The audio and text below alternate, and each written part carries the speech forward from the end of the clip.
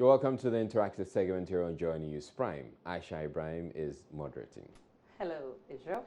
Hello, Aisha. Israel, you're in suit, but it hurts me to see, people stealing, wearing suits that's too. bad. Yeah. They're putting up a front and then. But I thought it was too expensive. So, okay, so they steal the money and they reserve some to buy the suits to make more money. Probably. They're buying their uniforms. Interesting. Well, and okay, you don't have to buy an expensive suit. You don't. I mean, any suit at all will do. So long as somebody sees you. Maybe then we should now start looking out for people in particular suits. Then we can tell. Oh, you can't that help. This one you can't could help be it. pickpocket. Just look out for them. I mean, just be cautious. All right. So it's the best conversation hour. And you can join the conversation at facebook.com/joynewsontv, and on Twitter is on Joy News on TV. Now, it's less than 24 hours for the much-awaited budget statement to be presented by the Finance Minister, Ken Ofori-Atta.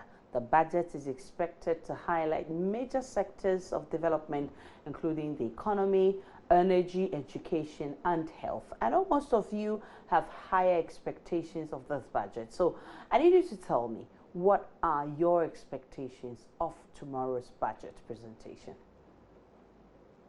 I think the government made key promises, and as a Ghanaian, I don't expect them to meet everything in their first term or in this first year, but very prominent among the expectations I would like to see is the restoration of the nurses and teacher allowances, and then something to let the national health insurance work properly. I think these are the basic things we need. We don't need them to do something big. We just need them to make sure that some of the things that are not working properly will work, so that the ordinary Ghanaian like you and I will feel comfortable. So we don't need them. We don't need to see the budget performing magic, but the basic things should surface in the budget. That is what I expect. We expect so many things to be captured in the budget, but me as a national service personnel and as the president of National Service Association, I think that the most important thing I expect is that the national service allowance that has been fought over the time and the increment that was approved by the Ministry of Finance somewhere last year, that we expect that this government would capture it in its budget. You'd recall that we were supposed to have had a picketing today because of allowance increment, which has not reflected in our account. And administration or management of the scheme made us understood that government has taken that into consideration. They are doing everything possible to capture it in the budget. Arrears will be paid and all that. And so for us as national service personnel, what we are expecting very much is allowance increment in national service allowance. The expectation is on how the free SHS is going to be financed. And when the president addressed the nation, there were so many things that was not being discussed, and we were told the budget is going to capture them. And there was, we recall that there was a little controversy about whether the Heritage Fund was going to be used to finance the free SHS or not. So tomorrow, I'm expecting a comprehensive budget that will cover or talk about how the free SHS is going to be financed. And I can't talk without saying anything about the national service allowance increment, since I'm a service personnel too. So I'm expecting that tomorrow the budget will cover or talk about our allowance increment from the 3.5 to 559.40. The 0.40 is very important to me, yes. As an individual, my expectations is that the budget should come out with a constructive measure on how to come about with the one district, one factory, because as a unemployed graduate who is also in the unemployment environment, this is the time that I also need job to start making something for myself. So in view of that, it is my prayer that this budget will bring out some constructive measures on how we are coming to go about with this one district, one factory, so that if nothing at all, I can find myself in one of the factories to work. And then again, I'm also looking at how the free SHS is going to be financed.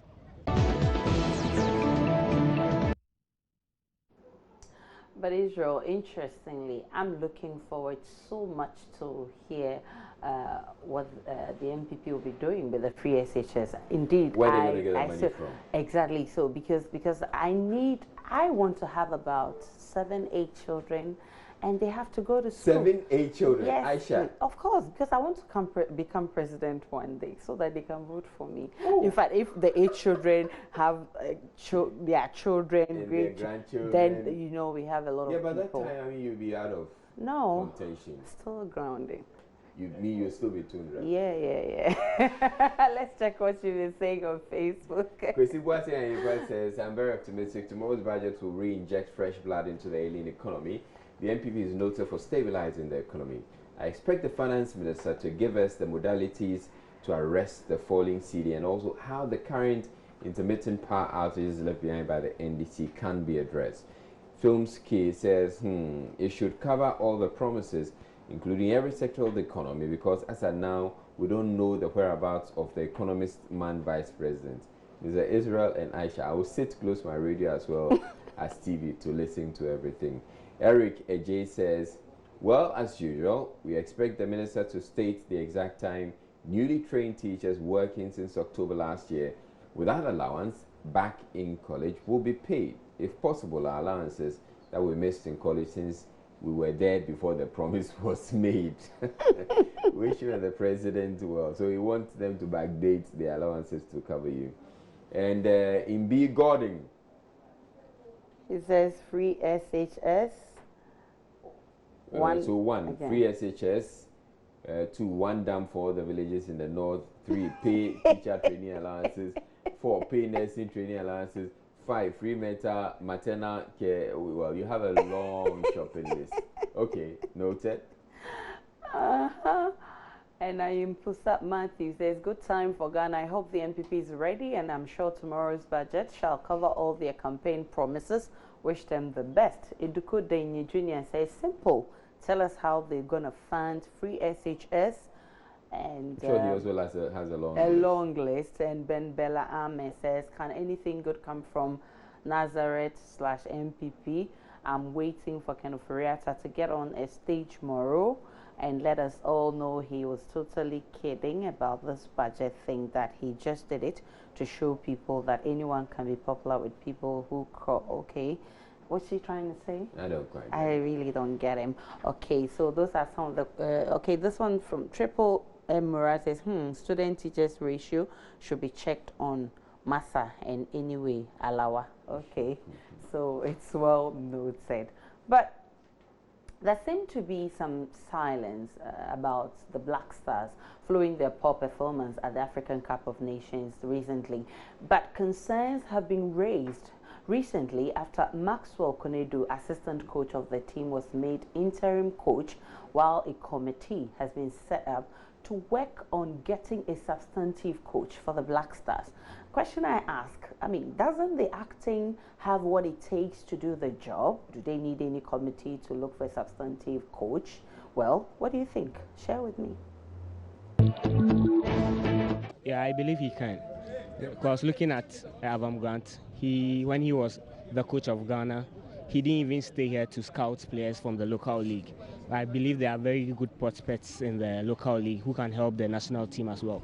So I believe that if Maxwell is being given the nod to take charge of the Black Stars, he has passion for, I believe he has passion for the local teams as well, like Okwawu United and other stuff. So he'll go there, scout the young players from that place so that they can support the foreign-based players. Because I don't think the foreign-based players, most of them are being given enough play time at their team. So giving them the chance to play for the national team, you see, sometimes their stamina and all those stuff are very low. They can't perform very well. So I believe if Maxwell is given the nod or given the chance to take on the Black Stars, he'll do a good job.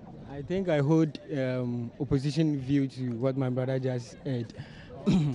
My view is that he was the vice or the, let me say, vice president or something like that. He was the deputy coach for Black Stars, and then we didn't see anything. His efforts, his impact was very minimal. We didn't see anything coming from him.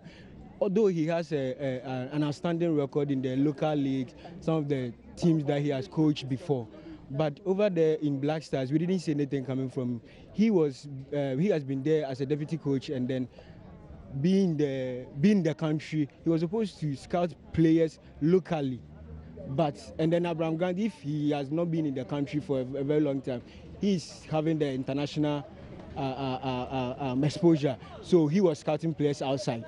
What about Marcel Konedu? He was in the country all these years, and then he didn't scout any players.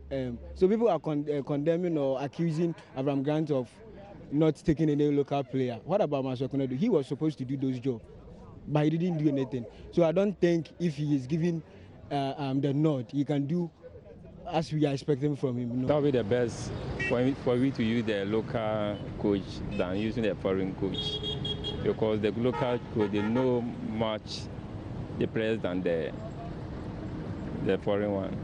You know.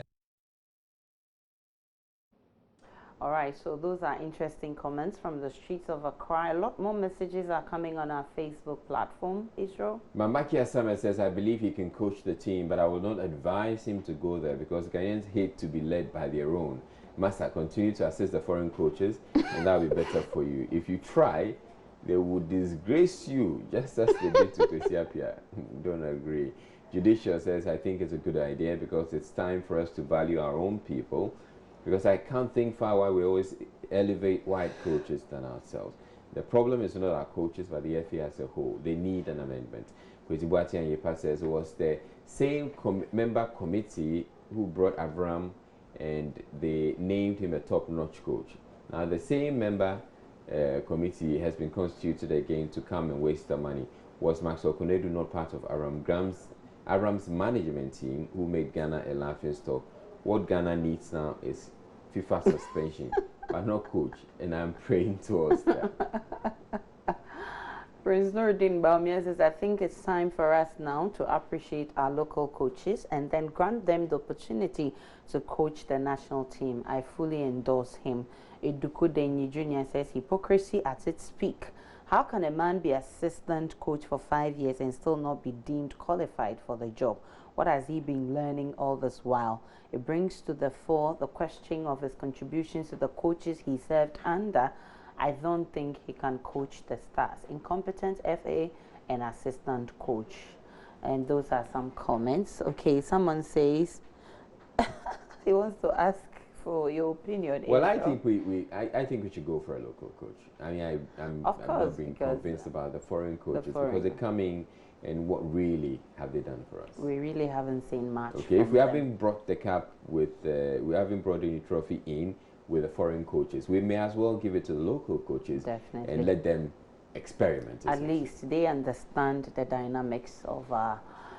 All right, so finally, marriage comes across as a very cherished and revered institution in our part of the world. One thing you cannot take away from marriage, the marriage process in Ghana, for instance, is the payment of bride price, which is referred to as bride wealth in recent times. First, it used to be cowries, kola nuts, just a few coins, and you're done, which then graduated to payment of huge sums of money plus cattle or sheep.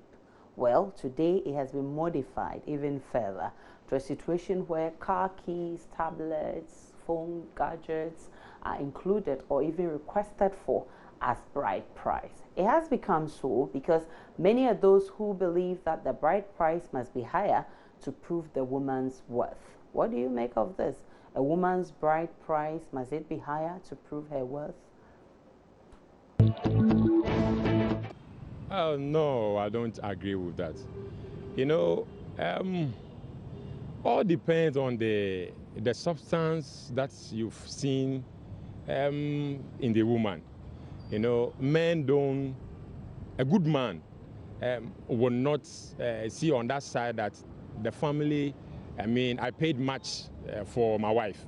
Yeah, but the value of the woman, the beauty within, that is what I, in particular, will look at. Not the amount of money the things that they will collect from me. No. And so even if it is less or expensive, The basic is the substance, the good, the beauty, the inner beauty. That is where I will look at. So, I mean, either high or low, it doesn't count anywhere. Yeah, I think so. I think so because if I'm from a wealthy background and my father has given me everything I wanted, very comfortable. I mean, when I was in school, I had a car, I had everything I wanted, and you can't get married to me, and you are being given the list. You should be able to pay, okay? Because if you look at the family you are coming to take the girl from, and you realize that I can't, you won't. So I think it depends on the background of the person, how wealthy the person is. Because if you're going to get married to someone who is from, let's say, a lesser background, like not much wealthy, you know that the father is not going to give me any huge sum of this to yeah. But then if there's some particular, if you're ancient, you know that I actually have to earn much before I enter. So like my father, for instance, he said that if someone is coming to get married to you, the person must actually look in his pockets before he comes, because I've given everything, everything. So I have that in mind, that the person coming for me should have. All right, so but Israel, wouldn't this amount to trading the bride for money? Yeah, I mean, I don't agree that you put up a bride price equivalent to the value of the woman. I mean, I seriously don't think that you can tell the value. You can tell the value of a woman before you marry the person. That's because at ridiculous. the time you're marrying the person, you really don't know the person. Of course. Live with the person for 5-10 years, you will know the person's value. Of course. It is at that point you want to buy a Range Rover, you want to buy a spaceship. Even the spaceship cannot even be, priced for the woman, because she must be priceless. Well, let's check what you've been saying on Facebook. Some of us who are married, we know what marriage entails. It goes beyond those items. Colossal money and pageantry marriage ceremony. I was lucky my in-laws were very real and down to earth and knew what marriage is all about. So they didn't sell their daughter to me, but rather took something appreciable. Hannah Idrisu says, did they do all this mentioned for Jesus Christ's mother? Was all these done for Prophet Muhammad's mother? Hell no. One may say those things were not there, but it is stated in any of the holy books to go with marriage this way? That's your question. Christopher Mponsa says the enslavement of women is as a result of the high bride price men pay. If I pay and you come and refuse to listen to advice, then the problem starts. Let us not sell the rights of our young ones going into marriages. Agropa Anausu says, to me, if we can't go back to the Stone Age where cowries and kola nuts are taken, we can make it moderate, which will be affordable to a lot. I don't think expensive marriage or huge bride price guarantee a successful marriage. And those were some interesting comments on Facebook, and I think to agree with most of them, because a lot of marriages have ended on rocks, or the women have been treated badly because probably their husbands paid a lot of money, and so they think they bought the woman, so she's one of their properties. So you know. And if you get married to somebody, you buy the person a Range Rover as bride price. A year or 6 months into the marriage, your marriage has to be dissolved. So then you have to go and get another one and pay another. What's the value of that woman? It's interesting, and I can't think far on that. And on that note, we end the interactive segment. My name is Aisha Ibrahim. Have a great evening.